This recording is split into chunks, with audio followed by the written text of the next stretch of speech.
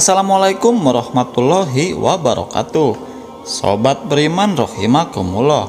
Selamat datang kembali di channel Hikayat Story.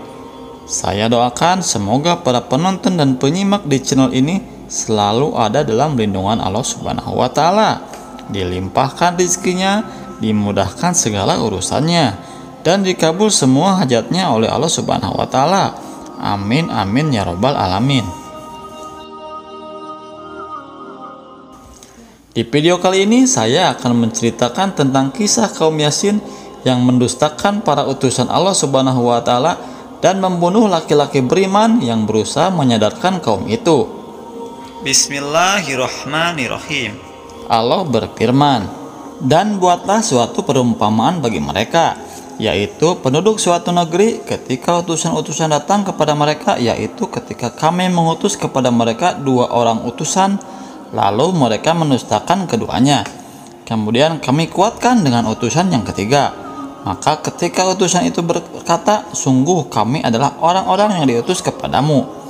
Mereka penduduk negeri menjawab, kamu ini hanyalah manusia seperti kami. Dan Allah yang maha pengasih tidak menurunkan suatu apapun. Kamu hanyalah pendusta belaka.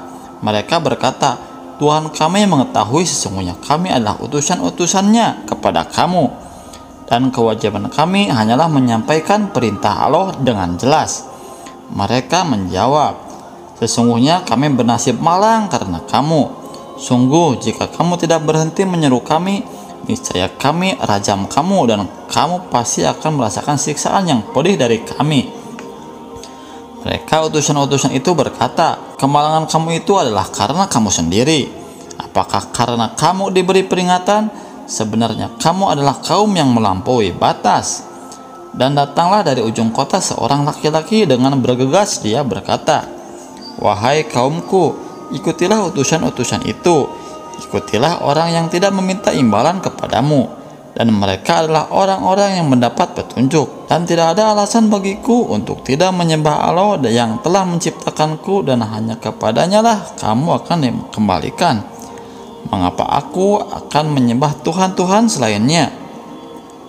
Jika Allah yang maha pengasih menghendaki bencana terhadapku, pasti pertolongan mereka tidak berguna sama sekali bagi diriku, dan mereka juga tidak dapat menyelamatkanku. Sesungguhnya jika aku berbuat begitu, pasti aku berada dalam kesesatan yang nyata.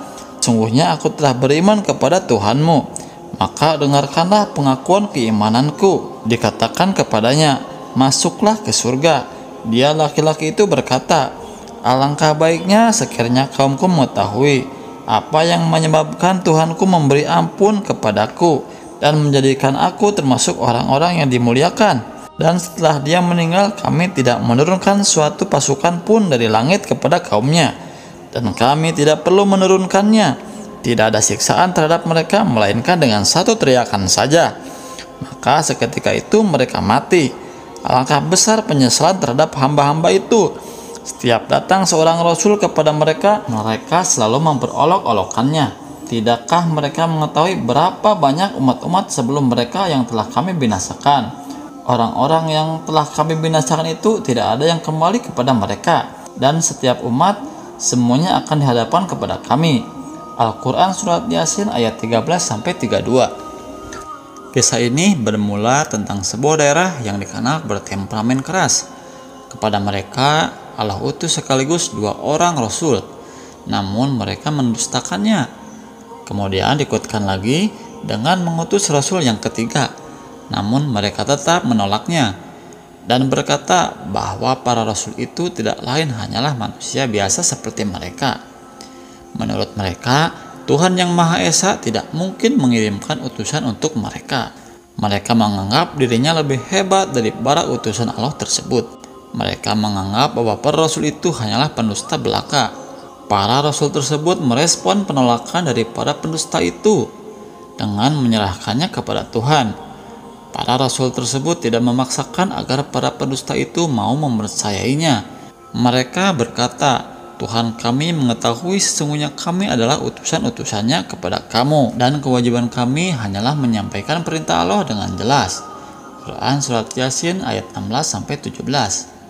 Mereka menyerahkannya pada Allah dan menyatakan bahwa tugasnya hanyalah menyampaikan peringatan ini dari Allah secara jelas. Mereka menjawab, "Sesungguhnya kami bernasib malang karena kamu. Sungguh, jika kamu tidak berhenti menyeru kami, niscaya kami rajam kamu, dan kamu pasti akan merasakan siksaan yang pedih dari kami." Quran Surat Yasin ayat 18.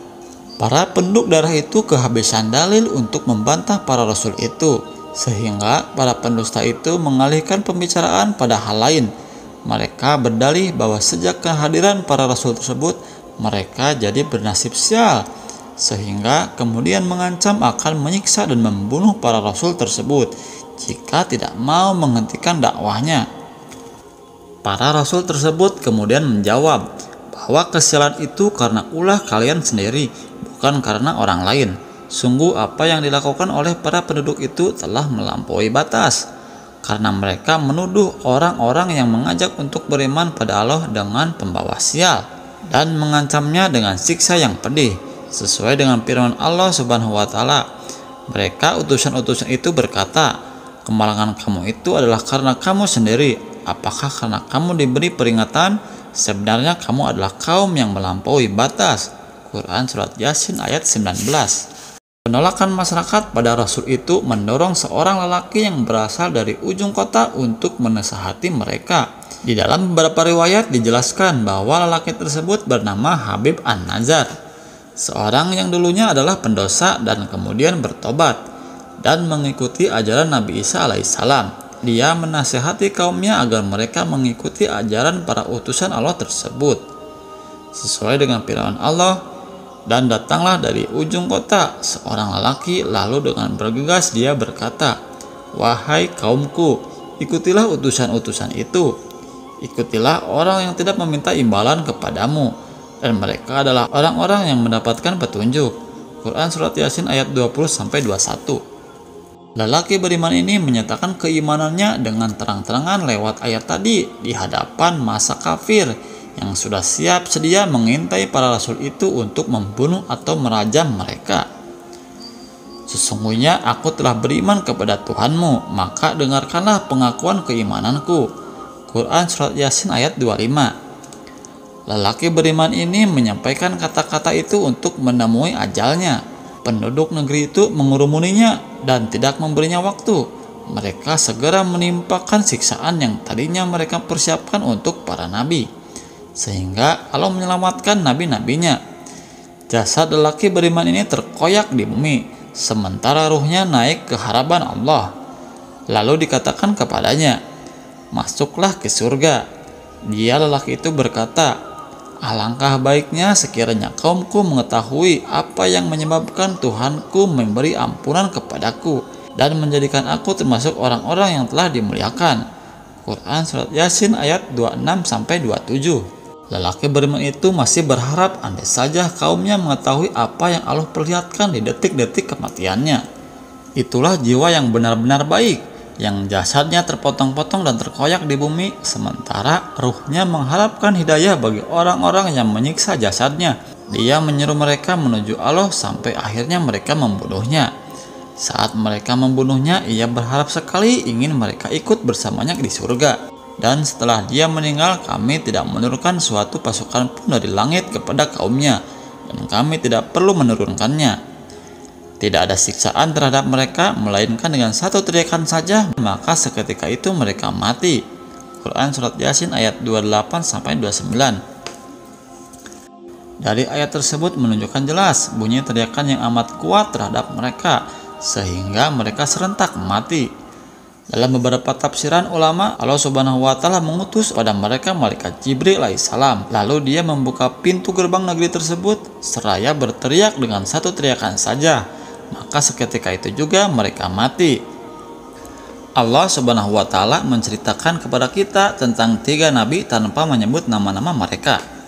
Hanya saja Al-Quran menyebutkan bahwa kaum yang didatangi 3 nabi tersebut mendustakan mereka. Kisah ini benar-benar nyata.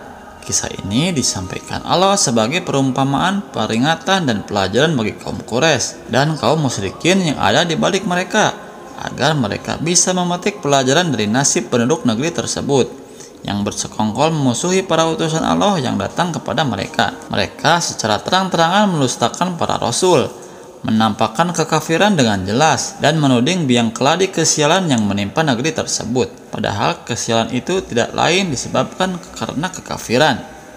Tapi ada satu hal yang hampir kita tidak temukan selain dalam kisah ini. Allah mengutus 3 nabi untuk dakwah di negeri tersebut. Tapi selama masa nubuah hanya menghasilkan 1 orang saja yang beriman. Ada sebuah pelajaran yang tampak dengan jelas di sini. Pelajaran yang benar-benar dipahami Nabi Shallallahu Alaihi Wasallam ketika bersabda, lalu seorang nabi dan 2 orang nabi melintas dengan disertai sekelompok orang, dan seorang nabi tanpa disertai seorang pun. Dalam kitab tafsir Jamal dan tafsir Baidhawi Syekh Abdul Rauf Fansuri, Allah mengirim 3 utusan Rasul yang bernama Saik, Saduk, dan nabi yang ketiga Salom. Terdapat juga riwayat lain yang menyebut Sam'un, Juhana, dan Baulus. Dalam kitab Muqassafatul Qulub karangan Imam Ghazali menceritakan bahwa Rasulullah Shallallahu Alaihi Wasallam berkumpul pada bulan suci Ramadan. Di dalam usrah itu Rasulullah Shallallahu Alaihi Wasallam bercerita mengenai Nabi Allah Subhanahu Wa Taala bernama Sam'un. Rasulullah Shallallahu Alaihi Wasallam menyebutnya Sam'un Ghazi. Namun Sam'un alaihissalam tidak diceritakan langsung dalam Al-Quran. Namun nama tersebut pernah diriwayatkan di dalam kitab Qisasul Anbiya atau kisah-kisah para nabi. Diceritakan bahwa Rasulullah Shallallahu Alaihi Wasallam tiba-tiba tersenyum sehingga membuat rasa penasaran para sahabat. Lalu seorang sahabat bertanya, "Mengapa engkau tersenyum wahai Nabi Allah?" Rasulullah Shallallahu Alaihi Wasallam segera menjawab, "Aku diperlihatkan pada hari kiamat di padang mahsyar ada seorang nabi dengan membawa pedang yang tidak mempunyai pengikut walau seorang pun. Kemudian masuk ke dalam surga. Beliau adalah Sam'un." Al-Quran Al-Karim dalam konteks ayat surat Yasin tersebut tidak menceritakan bagaimana urusan para nabi itu. Yang ditonjolkan oleh Al-Quran adalah urusan seorang mukmin yang beriman mengikuti para nabi. Hanya dia satu-satunya yang beriman kepada nabi. Menurut mayoritas ulama salaf, bahwa negeri tersebut adalah Antakya. Pendapat ini sangat lemah, karena ketika Al-Masih mengirimkan 3 orang utusan dari pengikutnya, Antakya adalah negeri yang pertama kali beriman pada saat itu. Jadi, ia merupakan salah satu negeri dari 4 kota di negeri tersebut, yaitu Antakya, Al-Qud, Iskandariyah, Rumiyah, dan setelahnya Al-Konstantiniyah atau Konstantinopel, yang mereka tidak dibinasakan. Sedangkan negeri yang disebutkan dalam Al-Quran itu semuanya dibinasakan, sebagaimana yang difirmankan Allah Ta'ala pada akhir kisahnya setelah pembunuhan yang mereka lakukan terhadap para utusan yang jujur.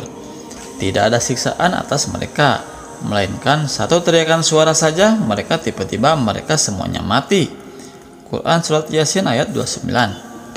Ayat-ayat tentang kisah ini turun ketika pada waktu Nabi Muhammad menyampaikan risalahnya, terjadi penolakan oleh masyarakat musyrikin Quraisy, sehingga Allah memberikan penegasan melalui ayat-ayat ini. Namun demikian, masyarakat musyrikin Mekah justru menolak dengan kesombongannya. Allah kemudian menenangkan Nabi Shallallahu Alaihi Wasallam bahwa tugas beliau hanyalah pemberi peringatan serta memberi kabar gembira bagi manusia yang beriman, bukan membuat manusia menjadi beriman. Selanjutnya, mulai ayat 13 ini Allah Subhanahu wa Ta'ala memberikan petunjuk kepada Nabi dengan memberikan contoh perumpamaan sebuah kaum yang mirip dengan apa yang dilakukan oleh kaum musyrikin Quraisy kepada Nabi Muhammad. Sobat beriman, tahukah bahwa kita setiap minggu membaca surat Yasin seolah menceritakan pengulangan penyiksaan ke-4 orang yang beriman, agar kita dapat memetik hikmah di balik kisah Al-Quran tersebut. Ada banyak keutamaan manfaat dengan membaca surat Yasin. Salah satunya, Nabi Shallallahu Alaihi Wasallam pernah bersabda, menyarankan agar membaca surat Yasin ini kepada manusia yang tengah menghadapi sakaratul maut, supaya dimudahkan dalam menghadapi sakaratul mautnya tersebut. Diriwayatkan oleh Imam Ahmad dari Abu Dawud dan Ibnu Majah dari Makil bin Yasar. Mungkin hanya itu yang bisa saya sampaikan. Kurang dan lebihnya saya mohon maaf, karena manusia tak luput dari kesalahan. Terus dukung channel ini agar tetap bisa berkembang. Wassalamualaikum warahmatullahi wabarakatuh.